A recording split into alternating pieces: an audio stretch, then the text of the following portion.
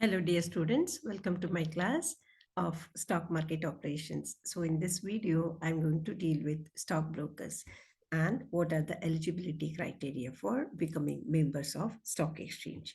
So let's learn what do you mean by stockbrokers. As all of you know, they are the registered members of recognized stock exchanges. Okay, so stockbrokers are like agents, and they have to become members of stock exchange by registering themselves with the SEBI. Okay, so this is stockbrokers are members of recognized stock exchange who buy and sell or otherwise deal in securities. It means they are buying or selling the securities as well as they deal in securities. They can do their own business or they can do this buying and selling process on behalf of their clients also. Okay, all stockbrokers should be registered with the SEBI for dealing in securities on a recognized stock exchange. So whatever the stock exchange, whether it is SEBI, whether it is NSE or BSE, they have to get the registered certificate from the SEBI to act as a member of a stock exchange. Okay, so ಇವ್ರು ಯಾರು ಅಂತಂದ್ರೆ ಇವರು members ಆಗ್ಬೇಕಾಗುತ್ತೆ. Stock exchange ನ members ಅಂತ ಹೇಳ್ತೀವಿ. ಅದು ಎಂಥ members ಅಂತಂದ್ರೆ ರಿಜಿಸ್ಟರ್ಡ್ ಮೆಂಬರ್ ಇರ್ತಾರೆ. ಎಲ್ಲಿ ರಿಜಿಸ್ಟ್ರೇಷನ್ ಮಾಡ್ಕೊಳ್ಬೇಕು ಅಂದ್ರೆ SEBI. So SEBI is a controlling power of all the stock exchanges in India. ಹೌದಾ? So SEBI high powered authority ಇದೆಯಲ್ಲ, ಬೋರ್ಡ್ ಇದೆಲ್ಲ, ಆ ಬೋರ್ಡಿನ ಹತ್ರ ಇವರು ರಿಜಿಸ್ಟ್ರೇಷನ್ ಮಾಡಿಕೊಂಡು ಸರ್ಟಿಫಿಕೇಶನ್ ತಗೊಳ್ಬೇಕಾಗತ್ತೆ. ಸೊ ಆ ಸರ್ಟಿಫಿಕೇಟ್ ಇದ್ರೆ ಮಾತ್ರ ಅವರು ಸ್ಟಾಕ್ ಎಕ್ಸ್ಚೇಂಜ್ ನ ಮೆಂಬರ್ ಆಗ್ತಾರೆ. ಸ್ಟಾಕ್ ಎಕ್ಸ್ಚೇಂಜ್ ನಲ್ಲಿ ತಮ್ಮ ಕ್ಲೈಂಟ್ ಪರವಾಗಿ ಅಥವಾ ತಾವೇ ಬೈ ಮತ್ತೆ ಸೆಲ್ ಕೂಡ ಮಾಡಬಹುದು. ಸೆಕ್ಯೂರಿಟೀಸ್ ನ ಬೈ ಮಾಡಬಹುದು ಅಥವಾ ಸೆಲ್ ಮಾಡಬಹುದಾಗತ್ತೆ. ಓಕೆ, ಸೊ ಡೆಫಿನಿಷನ್ ನೋಡಿ ಏನಾಗುತ್ತೆ ಇಲ್ಲಿ ಅಂತ. According to SEBI stock brokers and sub brokers regulations 1992. So according to SEBI's definition, which is related with the stockbrokers and sub-brokers regulations. Okay, so a stockbroker is a member of stock exchange and requires to hold a certificate of registration from SEBI in order to buy or sell or deal in securities. Okay, so ಏನ್ ಇರಬೇಕು ಇಲ್ಲಿ important ಅಂತಂದ್ರೆ ಅವ್ರ ಹತ್ರ certificate ಬೇಕಾಗತ್ತೆ. Registration ಮಾಡ್ಕೊಂಡಿರುವಂತ certificate ಇದ್ರೆ ಅವರು exchange ಇದ್ದು ಸ್ಟಾಕ್ ಎಕ್ಸ್ಚೇಂಜ್ ಇದ್ದು ಮೆಂಬರ್ಸ್ ಆಗ್ತಾರೆ. ಸೊ ಮೆಂಬರ್ಸ್ ಆದ್ಮೇಲೆ ಅವ್ರಿಗೆ ಪವರ್ ಬರುತ್ತೆ ಏನು, buying and selling of securities ಮಾಡ್ಲಿಕ್ಕೆ ಅಥವಾ ಟು ಡೀಲ್ ಇನ್ ಸೆಕ್ಯೂರಿಟೀಸ್ ಮಾಡ್ಲಿಕ್ಕೆ. Okay, so next one, he is ನನ್ ಅದರ್ ದನ್. ಹೇಗಿರ್ತಾರೆ ಅಂದ್ರೆ they are like commission agent only. Okay, on behalf of their client they do this business, that is buying and selling of securities.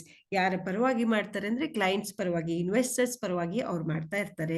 So ಅದಕ್ಕೆ ಏನ್ charge ಮಾಡ್ತಾರೆ ಅಂದ್ರೆ commission ನ charge ಮಾಡ್ತಾ ಇರ್ತಾರೆ. ಅದಕ್ಕೆ they are like commission agent only and who does business in securities on behalf of his clients. Okay, so a client can buy and sell. ನಾವು ಕೂಡ, ನಾವು ಕ್ಲೈಂಟ್ ಆಗಿ, ನಾವು ಇನ್ವೆಸ್ಟರ್ ಆಗಿ ನಾವು ಕೂಡ ಸೆಕ್ಯೂರಿಟೀಸ್ ನ ಬೈ ಮತ್ತೆ ಸೆಲ್ ಮಾಡಬಹುದು. ಬಟ್ ಎಲ್ಲಿಂದ ಅಂತಂದ್ರೆ only through a brokers platform. Okay, so broker ಥ್ರೂನ ನಾವು ಹೋಗಿ ಬೈ ಮತ್ತೆ ಸೆಲ್ ಮಾಡ್ಬೇಕಾಗತ್ತೆ ಹೊರತು ನಾವನ್ನ ಡೈರೆಕ್ಟ್ ಆಗಿ ಮಾಡ್ಕೊಳ್ಳಿಕ್ಕೆ ನಮ್ಗೆ ಪರ್ಮಿಷನ್ ಇರುವುದಿಲ್ಲ. ಅಂದ್ರೆ ಇಲ್ಲಿ ಏನ್ ಅರ್ಥ ಆಗತ್ತೆ, what you understand here is to deal in securities on any stock exchange directly investor cannot do that. Okay, ನಾವು ನೀವುಗಳು ಇನ್ವೆಸ್ಟರ್ ಆಗಿ ಡೈರೆಕ್ಟ್ ಆಗಿ ನಮ್ಗೆ ಮಾಡ್ಲಿಕ್ಕೆ ಬರೋದಿಲ್ಲ. ನಾವು ಡಿಮ್ಯಾಟ್ ಅಕೌಂಟ್ ತೆಗಿಬೇಕಾಗತ್ತೆ. DP ಹತ್ರ, ಡಿಪಾಸಿಟರಿ ಪಾರ್ಟಿಸಿಪೆಂಟ್ ಹತ್ರ ಡಿಮ್ಯಾಟ್ ಅಕೌಂಟು, ಟ್ರೇಡಿಂಗ್ ಅಕೌಂಟು ಎಲ್ಲ ಓಪನ್ ಮಾಡಿದ್ರೆ ಮಾತ್ರ ಅದು ಯಾರು ಮಾಡ್ತಾರೆ, ಯಾರ ಹತ್ರ ತೆಗಿತೀವಿ ಅಂದ್ರೆ again we have to open through the broker only. Okay, so ಯಾರು ಒಬ್ರು ಬ್ರೋಕರ್ ಥ್ರೂನೇ ನಾವು ಅಲ್ಲಿ ಬೈ ಮತ್ತೆ ಸೆಲ್ ಮಾಡ್ಲಿಕ್ಕೆ ಅಲೋ ಇದೆ ಹೊರತು ಡೈರೆಕ್ಟ್ಲಿ ನಾವು ಇನ್ವೆಸ್ಟರ್ಸ್ ಆಗಿ ಅಲ್ಲಿ ಟ್ರೇಡ್ ಮಾಡ್ಲಿಕ್ಕೆ ನಮಗೆ ಪರ್ಮಿಷನ್ ಇರುವುದಿಲ್ಲ.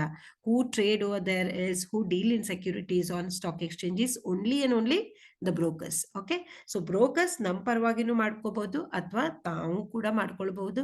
ಮತ್ತೆ ನಾವುಗಳು ಮಾಡ್ತೀವಿ, ಬಟ್ ನಾವು ಬ್ರೋಕರ್ಸ್ ಪ್ಲಾಟ್ಫಾರ್ಮ್ ಥ್ರೂನ, ಅವ್ರ ಥ್ರೂನ ಹೋಗಿ ಸೇಲ್ ಬೈ ಅಥವಾ ಸೆಲ್ ಮಾಡ್ಕೋಬಹುದು. Okay, so let's move on to the next one.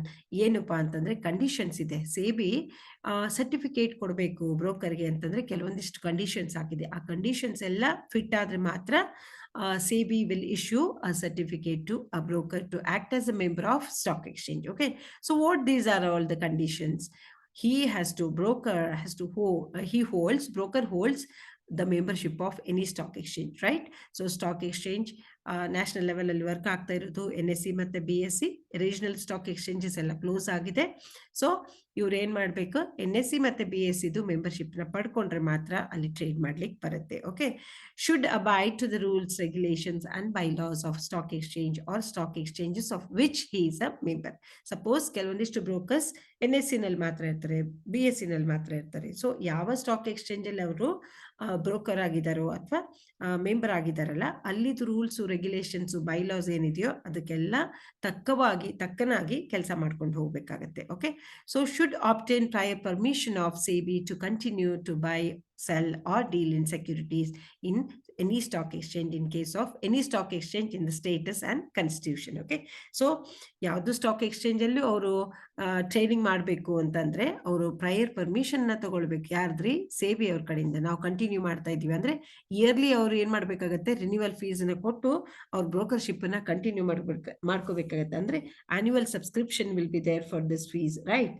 So admission fees ಬೇರೆ, ಒಂದ್ಸಲ ಸ್ಟಾರ್ಟಿಂಗ್ ಅಲ್ಲಿ ಆಗ್ಬೇಕಾದ್ರೆ ಅಡ್ಮಿಷನ್ ಫೀ ಕೊಡ್ತಾರೆ, ಮತ್ತೆ ಕಂಟಿನ್ಯೂಯೇಷನ್ಗೆ ಅಗೇನ್ ಆನ್ಯುವಲ್ ಸಬ್ಸ್ಕ್ರಿಪ್ಷನ್ ಫೀಸ್ ಅಂತ ಇರುತ್ತೆ, ಅದನ್ನ ಕಟ್ಟಿ ತಮ್ಮದನ್ನ ಕಂಟಿನ್ಯೂ ಮಾಡ್ಕೋಬೇಕಾದ್ರೆ again they have to seek the permission of SEBI. Okay, and should pay the amount of fees for registration in the prescribed manner. ಯಾವ ರೀತಿ ಹೇಳುತ್ತಲ್ಲ SEBI ಎಷ್ಟು ಫೀಸ್ ಕೊಡಬೇಕು ಅಂತ, ಅಷ್ಟು ಫೀಸ್ನ ಇವ್ರು ಕಟ್ಟಬೇಕಾಗತ್ತೆ. ಯಾವ ಮ್ಯಾನರ್ ಅಲ್ಲಿ ಹೇಳಿರ್ತಾರೋ ಆ ಮ್ಯಾನರ್ ಅನ್ನ ಫಾಲೋ ಅಪ್ ಮಾಡಿ, in the same manner they have to make the payment of registration fees also. Okay, and should take adequate steps for redressal of grievances of the investors. ನೋಡಿ, ಇಲ್ಲಿ investors ಏನಾರ complaint ದರ್ಜ್ ಮಾಡಿರ್ತಾರೆ.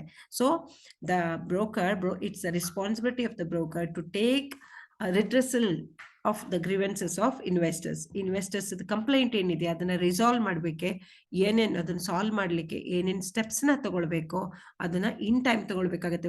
ಒಂದ್ ತಿಂಗಳು ಕೊಟ್ಟಿರ್ತಾರೆ, ಅವ್ರು ಕಂಪ್ಲೇಂಟ್ ಮಾಡಿ ಒಂದ್ ತಿಂಗಳೊಳಗೆ ಇವ್ರು ಅದನ್ನ ಬಗೆಹರಿಸಬೇಕಾಗತ್ತೆ, right? So SEBI has permitted them to resolve, it has directed them to resolve the grievances of investors within 1 month. Okay, ಒಂದ್ ತಿಂಗಳೊಳಗೆ ಮಾಡಬೇಕು, ಮತ್ತೆ ಅಲ್ಲಿ ಏನ್ ಮಾಡಿದ್ರು ಅನ್ನೋದನ್ನ SEBIಗೆ ಮತ್ತೆ ಇನ್ಫಾರ್ಮೇಶನ್ ನ ಪಾಸ್ ಔಟ್ ಮಾಡ್ಬೇಕಾಗತ್ತೆ. ಸೊ ದ ಮ್ಯಾಕ್ಸಿಮಮ್ ಬ್ರೋಕರೇಜ್, ಇಲ್ಲಿ ನೋಡಿ, ಇಲ್ಲಿ ಏನ್ ಫೋಕಸ್ ಮಾಡ್ತಾ ಇದೆ, ದ ಮ್ಯಾಕ್ಸಿಮಮ್ ಬ್ರೋಕರೇಜ್ ಚಾರ್ಜ್, ಏನ್ ಕಮಿಷನ್ ಮಾಡ್ತಾರಲ್ಲ ಇವರು, ಚಾರ್ಜ್ ಮಾಡ್ತಾರಲ್ಲ, ಅದು ಎಷ್ಟು ರೀ? ಬರೀ 2.5. ಅಂದ್ರೆ ಇದಕ್ಕಿಂತ ಜಾಸ್ತಿ ಕಮಿಷನ್ ನ ಚಾರ್ಜ್ ಮಾಡ್ಲಿಕ್ಕೆ ಯಾವುದೇ ಬ್ರೋಕರ್ಗೆ ಸಾಧ್ಯನೇ ಇಲ್ಲ. SEBI has limited this, that maximum brokerage should be within 2.5% ಅಂತ ಹೇಳ್ತಾರೆ. ಕಾಂಟ್ರಾಕ್ಟ್ ಪ್ರೈಸಿನ 2.5% ಏನಿರಬೇಕು, ಬ್ರೋಕರೇಜ್ ಇರಬೇಕು, ಅಷ್ಟರೊಳಗೆ ಇರಬೇಕು. This rate differs from a broker to broker, right? So ಒಬ್ರು ಇದಕ್ಕಿಂತ ಕಡಿಮೆ ಮಾಡ್ತಾರೆ, ಒಬ್ರು 2.5 ಮಾಡ್ಬೋದು. So it all differs from one broker to another broker. Okay, but maximum cap ಎಷ್ಟಿದೆ? 2.5%. and broker should appoint a compliance officer. ನೋಡಿ, ಮತ್ತೆ ಇಲ್ಲಿ ಮತ್ತು ಒಂದೇನು ಹೇಳ್ತಾರೆ, ಬ್ರೋಕರ್ ಇದ್ದವನು ಕಂಪ್ಲೈನ್ಸ್ ಆಫೀಸರ್ನ ಅಪಾಯಿಂಟ್ಮೆಂಟ್ ಮಾಡ್ಬೇಕಾಗತ್ತೆ. ಏನಕ್ಕೆ? To monitor the compliance of SEBI's act, right? SEBI act ಅಲ್ಲಿ ಬರುವಂತ ರೂಲ್ಸು, ರೆಗ್ಯುಲೇಷನ್ಸು, ಗೈಡ್ಲೈನ್ಸು ಎಲ್ಲ ಫಾಲೋ ಅಪ್ ಮಾಡ್ಕೊಂತಾ ಹೋಗ್ತಾ ಇದೀವೋ ಇಲ್ವೋ, ಮತ್ತೆ ಇನ್ವೆಸ್ಟರ್ಸ್ ಪ್ರೊಟೆಕ್ಷನ್ ಆಗ್ತಾ ಇದೆಯೋ ಇಲ್ವೋ, the interest of the investor should be protected. Okay, so he is not suppose to make any cheating at all, right?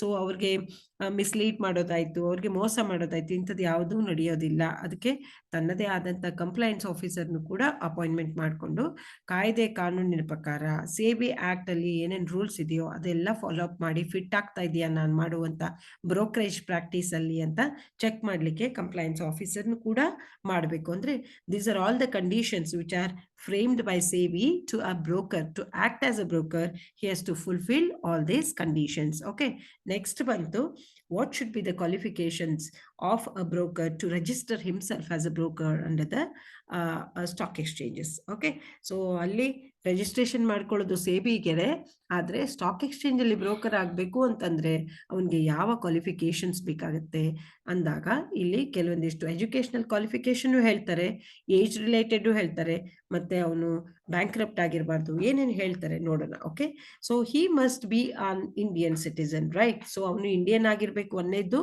ಮತ್ತೆ at least minimum age 21 years of age he has to attain, right? Andre a major is allowed to act as a broker, okay, and he must be an Indian citizen. ಇವಾಗ ನಾವು ನೋಡಿದಾಗ ನೋಡಿ, if he is an individual this is applicable, okay. Individual ಇದ್ದಾಗ ಇದು apply ಆಗುತ್ತೆ. ಕೆಲವೊಂದಿಷ್ಟು partnership firms ಕೂಡ broker ಆಗಿ ಆಕ್ಟ್ ಮಾಡ್ತವೆ, ಕೆಲವೊಂದಿಷ್ಟು corporate companies, okay.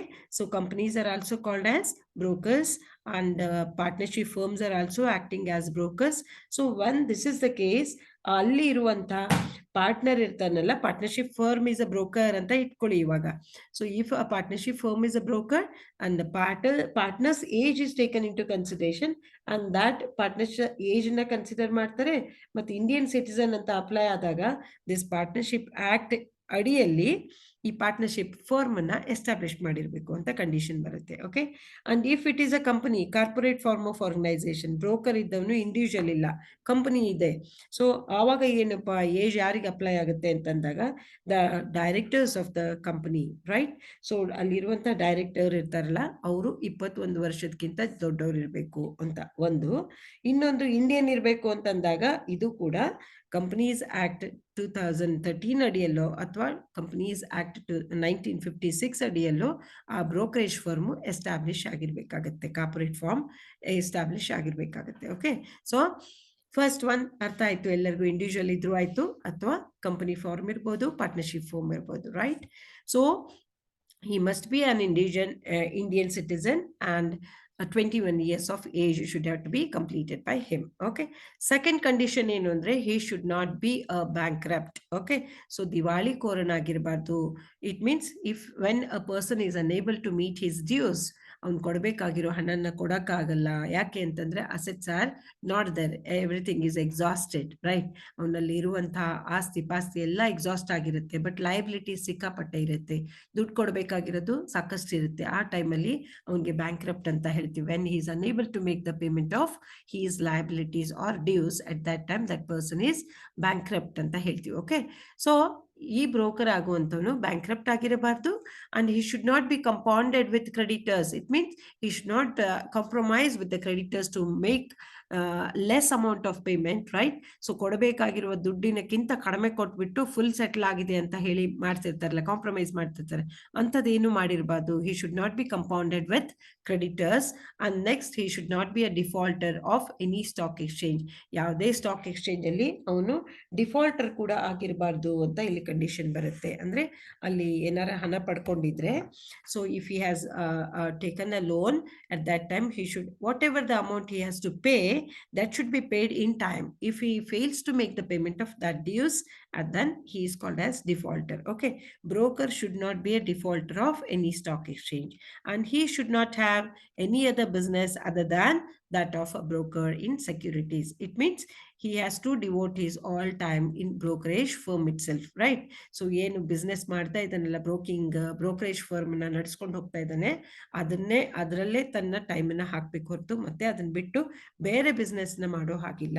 And he should have a bachelor's degree. ನೋಡಿ ಇಲ್ಲಿ qualification, educational qualification is also mention in this qualification to register as a broker. ಏನಪ್ಪಾ ಅಂತಂದ್ರೆ ಮಿನಿಮಮ್ ಅಂದ್ರೆ ಅವನ ಕ್ವಾಲಿಫಿಕೇಶನ್, ಎಜುಕೇಶನಲ್ ಕ್ವಾಲಿಫಿಕೇಶನ್ ಏನಿರಬೇಕು, ಡಿಗ್ರಿ, ಬ್ಯಾಚುಲರ್ಸ್ ಡಿಗ್ರಿ ಇರಬೇಕು ಅಥವಾ equivalent qualification. ಸೊ ಡಿಗ್ರಿಗೆ ಈಕ್ವಲೆಂಟ್ ಆದಂತ ಯಾವುದೇ ಕ್ವಾಲಿಫಿಕೇಶನ್ ಅವನಿಗೆ ಇರ್ಬೇಕು. ಯಾಕೆ ಅಂದ್ರೆ he should be well versed with the industry, finance, corporations, right. So ಕಂಪನಿದು ಬಿಸ್ನೆಸ್, ಕಾಮರ್ಸ್, ಫೈನಾನ್ಸ್, ಲಾ ಸೆಟ್ಸ್, ಮತ್ತೆ ಇದೆಲ್ಲ ಗೊತ್ತಿರ್ಬೇಕಂತ ಅಂದ್ರೆ he should have to complete at least graduation, under graduation complete ಆಗಿರುವಂತ ವ್ಯಕ್ತಿ ಇದ್ರೆ ಅವನಿಗೆ ಕ್ವಾಲಿಫಿಕೇಶನ್ ಇದೆ ಅಂತ.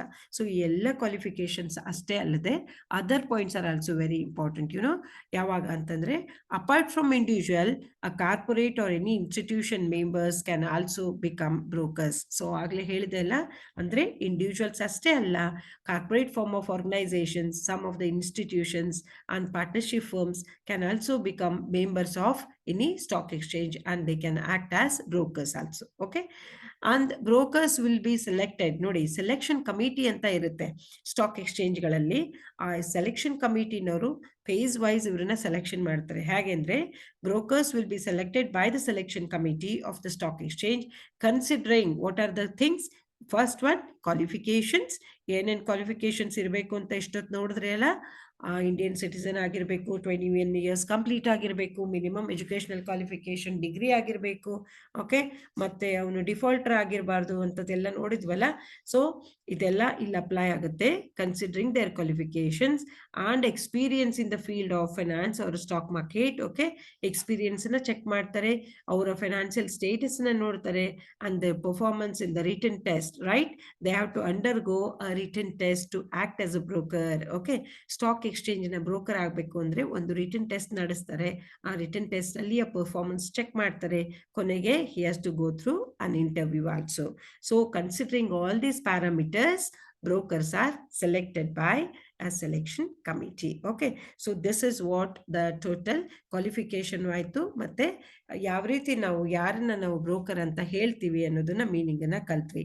So if you have any kind of doubts or questions to be asked, you can follow, you can comment it in the comment box, and you can raise the questions also, and do subscribe to my channel, right? And share this video to others also. In my next video I'll come with some of who is called as a sub broker ಕೂಡ ಹೇಳ್ತೀನಿ. ಅದ್ರ ಜೊತೆಗೆ ಇವಾಗ qualification ಎಲ್ಲ ಕಲ್ತಿದ್ದೀರಿ, ಆದರೆ what is the procedure to be followed to act as a broker, right? So procedure ಏನು ಬರುತ್ತೆ, ಹೇಗೆ ಅವನು ಬ್ರೋಕರ್ ಆಗಬೇಕು ಅನ್ನುವಂಥದ್ದನ್ನೆಲ್ಲ ನಾನು ನೆಕ್ಸ್ಟ್ ವಿಡಿಯೋದಲ್ಲಿ ಕವರ್ ಮಾಡ್ತೀನಿ. till that you go through this video till the end. Okay, thank you very much.